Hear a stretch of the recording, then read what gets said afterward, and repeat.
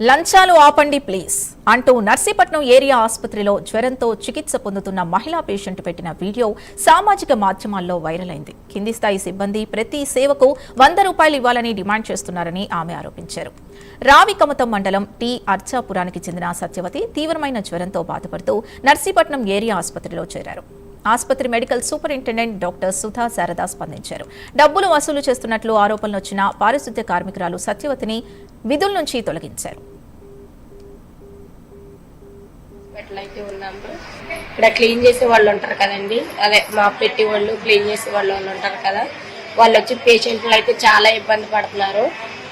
ఏంటంటే మంచానికి వచ్చి 100 రూపాయలు ఇమ్మంటున్నారు, ఇవ్వకపోతే బాగోదు, నచ్చితే ఉండండి లేకపోతే వెళ్ళిపోండి అని చెప్తున్నారు. మా దగ్గర డబ్బులు ఉంటే మేము ఏరియా హాస్పిటల్కి ఎందుకు వస్తాము? డబ్బులు లేకే కదా మేము ఏరియా హాస్పిటల్కి వచ్చేది. గవర్నమెంట్ హాస్పిటల్లో అంతా ఫ్రీ అంటున్నారు. ఇక్కడికి వచ్చిన తర్వాత ఏమైనా ఆపరేషన్ ఏమైనా పడ్డది, సర్జరీ అన్నారంటే దానికి కూడా ప్రతి దానికి మాక్సిమం ఏకంగా రౌండ్ ఫిగర్ 100 రూపాయలు అడుగుతున్నారు, తక్కువ ఏమి ఇవ్వట్లేదు.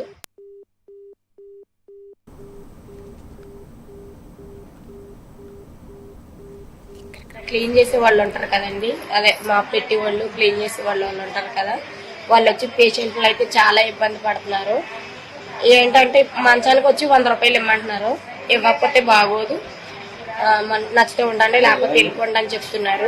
మా దగ్గర డబ్బులు ఉంటే మేము ఏరియా హాస్పిటల్కి ఎందుకు వస్తాము?